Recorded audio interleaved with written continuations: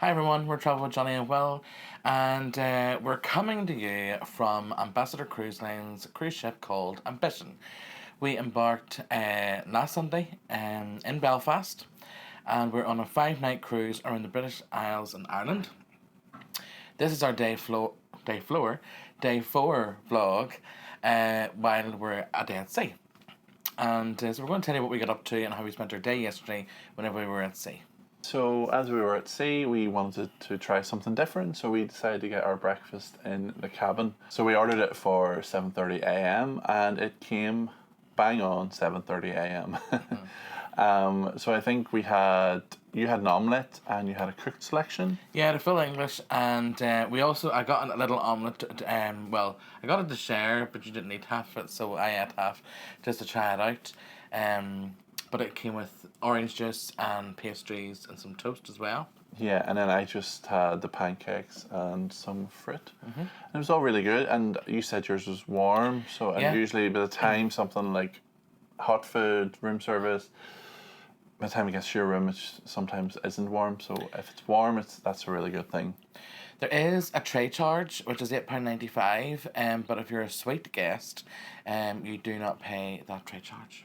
So the real reason why we got our breakfast in the cabin early is because we had lined up a very exciting activity. In the activity sheet that you get it into your room every day, this Ambassador All Aboard, it said that there was a exploring ambition behind the scenes tour. And now we have done like a bridge tour before, and we've done a sort of a behind the scenes tour before on MSC, and with my mum and dad being here and this is their second time on a cruise, I know that my dad would be quite interested in seeing all the stuff that goes on, so we booked it for the four of us, and it started at 9 a.m. and we had to meet in the number 10 meeting room. So we met a lovely girl there from the destination services team, and she got us checked in, and we all got this Exploring Ambition lanyard with a special pass on it, and I guess that was just so that you were on the tour and we weren't just like randomly in these secret parts of the ships. So the tour kicked off at the bridge, and we got to go up there, meet the captain. He explained a little bit about how they navigate the ship and all the computers they use and stuff like that. It was really good. Yeah, he was quite entertaining actually. And I think everybody really enjoyed his wit and things as well. And after then, actually, we could have probably spent a lot longer at the bridge, and I can see why they make that the first place they go to, because it allows then, if the tour runs over slightly in that area, that they know where they have to make up time. But because we were there for nearly half an hour. But after going to the bridge, we then headed down to the theatre. Now we've been in the theatre every night on this cruise. However, we didn't get to see it. We haven't got to see it from this perspective as yet. No. Now what we will say is, as we're talking about our tour, we couldn't really take any footage, and we also had to sign a form to say we wouldn't video and took photos and things like that, which was disappointing. However, for us, the memories were up here, and for you guys, we're saying you should definitely book this tour. But yeah, we got to see the sound and lighting desks. We then got to go onto the stage, and we met the cruise director. We then went backstage, and we met one of the cast members from the show team. We got to see the backstage area and how sort of tight it actually was for the performers whenever they're putting on their show to do their costume changes and things. We got to see their dressing room area, which is upstairs, and the storeroom that they use for all their costumes and props and things like that. I think it was very, like, for me, the interesting part was probably more the audio visual part of it, because they said that for the majority of the shows that have like set musical numbers in them and they have a time to adhere to, it's all just ran like on a sequence. So they just program the lights, and as long as everybody's in their right cued place, the light will just shine in that spot. So that was very interesting. And then he explained how if it's a different type of show, like a play, then they can manually control all this. And I just found that very, very interesting. And he was actually like showing me what he could do with the light and moving it and all, and it was actually really good. Yeah. We then went up to then the front of the ship to the mooring deck. Again, really interesting seeing all the different sort of lines and things like that, and how they shoot the lines off the ship and that to Oh, shore. yes, with the gun thing. Yeah. And again, we met one of the staff members that is His name was responsible. Roman. Yeah. And he was really good at explaining, how things worked up there too. He actually then took us to the very front of the bow. Yeah, like where you do your Titanic pose. And we were allowed to film up here because he said we could. And we were able to see the pictures. spare anchor and things like that. And again, very interesting. Yeah, and he actually said, what weight was the anchor? Was it 10 or 15 ton or something? But anyway, me and my dad worked out that the actual weight of the chain was heavier than the anchor. So that was interesting. And the length of the chain, for each anchor, they have two, is 270 meters. So that's pretty long. So then we came back inside. They took us down to the Buckingham restaurant, to the chef's table, and they had a little selection of nibbles for us, and some sweet treats with tea and coffee and juice, which was a nice touch. A lot of the time, obviously, there was our guest services person was showing us around, but from here we also met up with the hotel director, Alwyn, and again, super guy, super funny, and he has worked his way up basically within the cruise industry from literally being... And he also said he'd worked alongside the current captain. Yeah. Which was and he's nice. been on this ship, quite a long time whenever it's passed through different companies as well, so he literally knows the place like the back of his hand. We then went into the main galley, and again, amazed at the people working in there, and that it's a well-oiled machine. Yeah, like I think the thing that struck me was, yes, it was big, but it wasn't like massive, do you know? And there was like one section where like there was one guy on board who made all the sauces, and there was just in like one big super large kitchen island, that sort of size, and he was responsible for all the sauces on board, which is just like one man, and that's such a big job, but yeah, it was nice. It was broken up into like the different sections of like the bakery side of it for pastries and cakes and things, then the sauces, and then obviously all the different ovens for the dinners, and then they had a section where they showed us where the gluten-free was, and how it was all prepared completely separate from all the other ingredients, which obviously gives someone like my mum, who is a celiac, great peace of mind, knowing that when she goes to select something in the Buckingham restaurant and they tell her it's gluten-free, that it has not come into contact with wheat, which is absolutely great. Yeah, separate sections, separate staff, separate utensils, everything separate.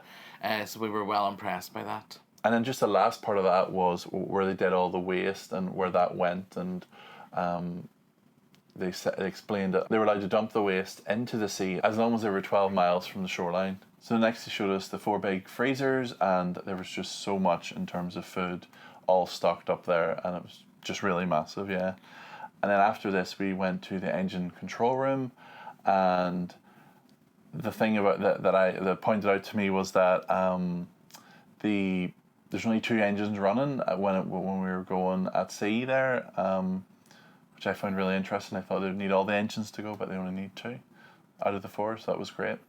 And there were electrical engines.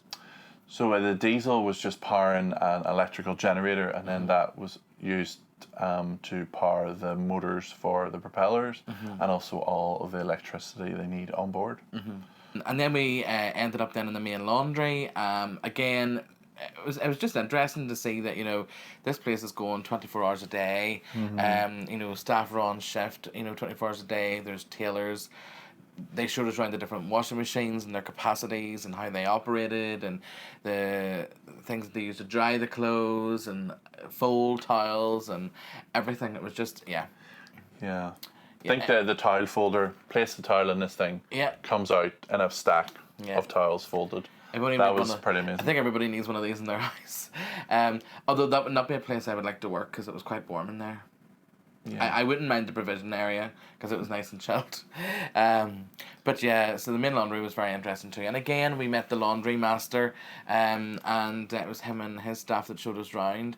And I think that's one of the things that I really liked about this tour is that every section you went to, it just wasn't somebody from guest services that was like, oh, here's the laundry room.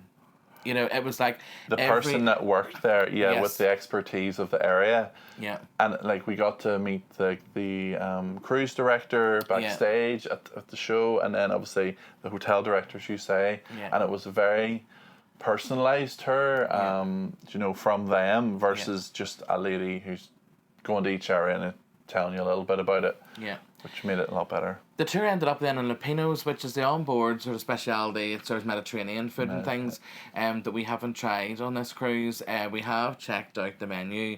It probably wouldn't suit us, which is why we're not going to try it. But we ended up here. They give us a glass of bubbly to end the tour, and again, some lovely snacks. Now, when we say the price of this tour, it does sound expensive. We have seen more expensive tours on other cruise lines, but this morning cost us £89 each. It lasted from 9 o'clock till about 12 noon. Now, we felt that was good value, especially because it was a small group of 10 people. Yeah. You got to ask as many questions as you wanted to the person that you met. And then if we take out the gifts then that they give us, so they obviously give us our lanyard, they then give us a little sort of gift sort of tote bag, which it says Exploring Ambition Behind the Scenes Tour. As well as that, they then obviously give you like a little coffee cup. They give us a notebook and pen. And then basically as well, you then get a photograph with the captain. So again, considering a photograph on board is £8.99. Yeah. £8.95 or £8.99. Which isn't even dear for a cruise ship. Isn't dear for a cruise ship. No. If you take the price of all of this stuff out, plus the fact that we had morning tea and snacks, and then basically we had a glass of bubbly and snacks, it was money well spent. I think like, you know, if you've thought about it and you thought how does that work, and you've even had that intrigue, I don't think you would have been disappointed with this tour. I honestly don't think you would have. Yeah. And we really enjoyed it, and we're glad we did it. So now my dad doesn't nag me to say, oh, what do you think that looks like? Now he knows. Yeah. So after exploring the ship for 3 hours, we headed actually just to the buffet restaurant, which is the Borough Market at the back of the ship, and we just had a late lunch. I just had soup and fruit. Yeah, I actually had salad, and then I had a little bit of the steak and mushroom pie, which was really nice. I had saw it sitting, and I sort of thought I have to try this. So I had it with a few French fries. So now it was time for the afternoon play that was taking place in the Palladium Theatre on Deck 6. And this play was called Double Trouble. So the way it was set out, it started with this guy who was the lecturer, and basically the audience were the students of the this class, and it was supported by the MI6 Amateur Dramatic Society, which was quite funny actually. And basically, he presented a real life case to us, and we had to put our detective skills to the test to determine who we thought the murderer was, based on the presentation of the evidence and what clues and stuff that we could gather from that. Yeah, it was a proper whodunit, and obviously we're not going to give away the secret, because that would just ruin it for everyone. But the whole purpose of this sheet that obviously Will is flashing is that you can make your notes. They give you a pencil, and it has on it who the suspects are or who the characters are, and it gives you room then to on the back to then scribble notes and things like that, and then who you think the murderer is, and basically they collect these in at the end, and they obviously share who they'll pick a winner and things like that. It was a good hour spent. It was a lot of fun. It was over an hour. Yeah, it was a lot of fun. The audience get to question the suspects and things like that, and it really was a fun way to spend the afternoon at sea. Yeah. It was a bit windy out on deck, so it was actually really busy. Because we sort of thought there would be nobody there, but I think because there was a wee bit of a breeze, it was packed to the front row. It was packed to the front row, but it was a lot of fun, and I'm glad we went. So after the play, I went up for afternoon tea with my mum and dad, and you stayed in the cabin here, and there was a good selection. There was like scones, little sandwiches and wraps, and obviously like little biscuits and pastry type things, and it was all really, really, really nice. It was only out for an hour, which I thought it could have been out a little bit longer, but it was fine. And then something else, they had a specific side of one of the booths that had 3 little gluten-free options, including scones, which was really nice for my mum. So during the tour, when we were at the section at the front of the ship, seeing where the spare anchor was, we'd spotted a guy, and it looked like he was at the front of the ship, but like at the secret area that we hadn't seen. So I worked out where it was, and basically if you just go deck 8, walk all the way forward in the cabin corridors, open the door, there is a large area at the front of the ship, and you can basically see all, forward view as good as the bridge. But no one really knows about it. So I would say the only people that know about it is the people that are in those cabins close to that door. So if you are a person that likes to get out and see the front view, this is the only place you can do it. So yeah, after those beautiful views, we then decided just to go for a quick walk along the promenade. And in the afternoon then, my mum and aunt actually went to play bingo, which was held in the cavern. It was super busy in there. We weren't down in time to buy tickets. But I know Mum was saying that she had a sweat on because she was 2 numbers away from the big prize, which was like £1,300. So like that would have been literally... There was a big queue, and they did delay the start because the queue was still going. So tonight was formal night. For anybody that watches our channel, they know that we're not the type that wants to be suited and in our tuxes walking around a cruise ship at night. So we were a bit worried about formal night in that a lot of Facebook groups and things, were like, oh yeah, everybody wears suits, or at the very least a lounge suit, and most people wear tuxes and all that. On this cruise, it was not like that. No.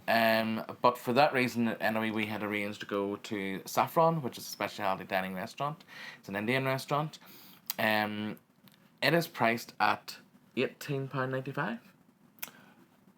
It was around 20 or something. Yeah. Something like that. We'll put really the exact reasonable. Price on screen. Yeah, we'll put the exact price on screen, but we felt it was really reasonable.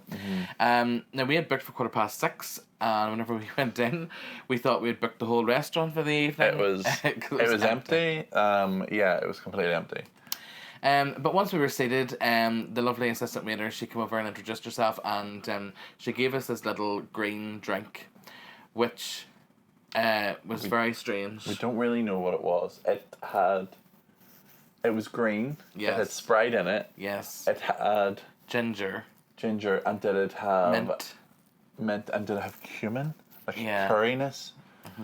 Yes. It was a strange, it was nearly like, and it was meant to be a refreshing drink. Yeah, right? It wasn't very refreshing though. It was. Imagine if you're drinking like a margarita and they have salt around the rim. So take away the salt and put like a curry sort of powder. Yeah. That's what it was like. But we did drink most of it. But we probably wouldn't rush back for another one of them. I think next time if we went to Saffron, we'd just say, oh no, thanks. So we'll put the menu on screen now so you can have a look. If you really want to, tell us what you would pick. But here's what we had. For starters, I had basically the kebab, and then it came with chicken tikka. Chicken tikka, yeah. So a piece of chicken tikka. It was really, really nice. And there was lovely nice sauce on the plate, and a little ramekin of like yogurt and things. Beautiful. And I had the vegetable kasana. I'm reading it off the thing because I don't really know what that is. Which was made up of like a little samosa. There was another part that was like cheese with a little bit of red pepper and something else on top of that. And then the other part, which is I think is the paneer tikka, was a round thing of potatoes, and it was all like mushed together. Yeah, it was really nice. It was full of spices and things like that. And then as well on the table they had the little mango chutney dip, a minty one, and then another one that had a bit of a spice to it. More spicy, yeah. So for our mains, then we both picked the butter chicken. It came then with poppadoms, rice, naan bread. The naan bread was really nice. It was so thin. I know, yeah. And normally whenever you, like back home, if we would go to an Indian restaurant or you buy naan bread from a supermarket, it's so thick. No, it's a completely different thing, yeah. But oh my goodness, it was so beautiful. But the butter chicken, like, we both had the butter chicken and the chicken just fell apart. It was... Up until this point, every single thing in this food was... The flavours were just... I thought they were incredible. Really out of this Really world, yeah. Now, when it came to dessert, I basically had the Delhi Dar Bar, Sweet Indulgence it was called, and I asked the waiter to pick for me what I should pick from on the menu, and he said, well, this one because you get 3 little things, so, you know, you get 3 little sweet things. And one was like an ice cream with white chocolate and pistachio through it. One was a little sponge with nearly like, it sort of nearly tasted like a sticky toffee pudding, but in a little sponge in a ball, yes. Which was yummy. The third thing was nearly like a custard, but it was a strange tasting custard, which I didn't really like. Yeah. And then there was a little cup of tea, which had ginger and things in it, which... That was nice. I drank all mine, yeah. It sounded very strange when she told us everything that was in it, but it was really nice. It was nice, but you could have... The cup was like a shot size, and you couldn't have had any more than that. Yeah, you couldn't have had any more. Well, we couldn't have. I had what was called the warm Vada Yapam. Vada Yapam, yeah. Now, it was a rice sponge, like it was made out of rice, and... Did it have sauce on it? It did have chocolate sauce. Chocolate sauce, yeah. It wasn't very nice. Do you know what it tasted like? Do you know if you cook rice at home and you get the starch building up on the saucepan at the side? That's what it tasted like. It was not nice. But everything apart from the pudding was nice. Yeah, I think you chose wrong. Chose the wrong thing. Yeah. But like we wanted to experience it, you know, we always try to pick the different things if we can, just to sort of explain and sort of share with you, you know, a variety of things rather than us all eating the same dishes. But I think there's always going to be one of us, dear, that's going to like pick the wrong thing probably. The only thing I would mention about the restaurant for me, there was no background music playing. And actually, when they were doing the Back to Alaska parade thing, we could hear that in our speaker, which was weird, in our room.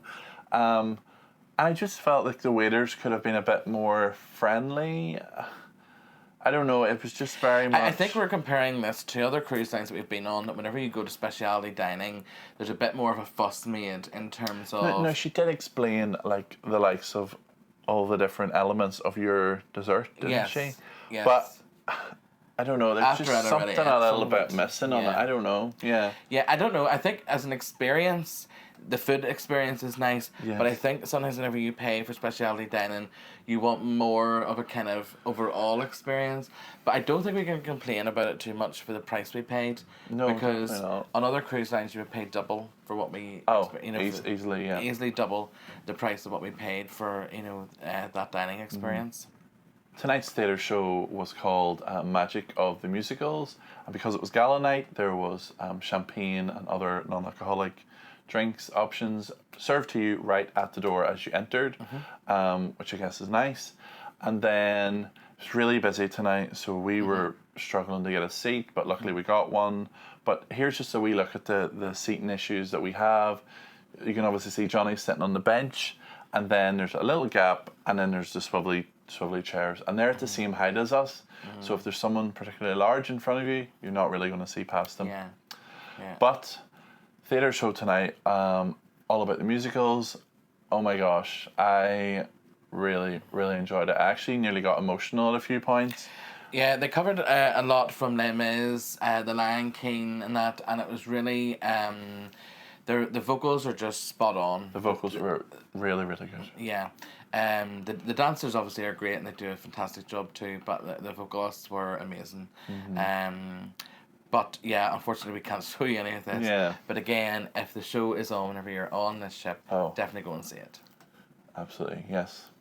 as the Gala Night was the last night of the cruise for some people who are getting off today in Liverpool, they did then sort of a crew appreciation. So, again with tradition, they bring in lots of the crew. I think there was maybe about 200 of them that all came in, from the galley, the bars, the housekeeping, everywhere in the ship with their flags and of nationality and things like that. And it was really nice just for us really to sort of see so many of them together, to applaud them and really give them thanks for the work that they do on board to make everybody's cruise fantastic. But yeah, it was lovely to see that. That's one of the things I do like about cruising. Yeah, and not every cruise line does it. No. So we do love it when a cruise line, takes that time to allow us to, give our thanks to all the crew on board. And then afterwards, we actually made our way to the photo lab. We wanted to pick up photos that we got taken at embarkation, and then obviously we had got photos taken with the captain, individual ones during the Exploring Ambition behind the scenes tour. Yeah, so we wanted then to pick those up as well, and so we did that. And then right next to the photo lab there is the Clifton Lounge, where we basically spent the rest of our evening. We just sat there. Yeah, it was good. There was a string duo playing, and it was all pretty chilled. I think people were starting to sort of drift off earlier because they were it was leaving. There were seats beside us, 4 seats on a high stool that were free all night. Yeah, but we just sat there and had a few drinks, and it was a nice way to spend the night. Yeah, before heading back to our cabin. So that is a recap of our day 4 on board Ambassador Cruise Line Ambition. If you've liked this video, please consider giving us a thumbs up, and don't forget to click subscribe and ring the bell so you don't miss out on our next video. Thank you so much for watching. Bye. Bye.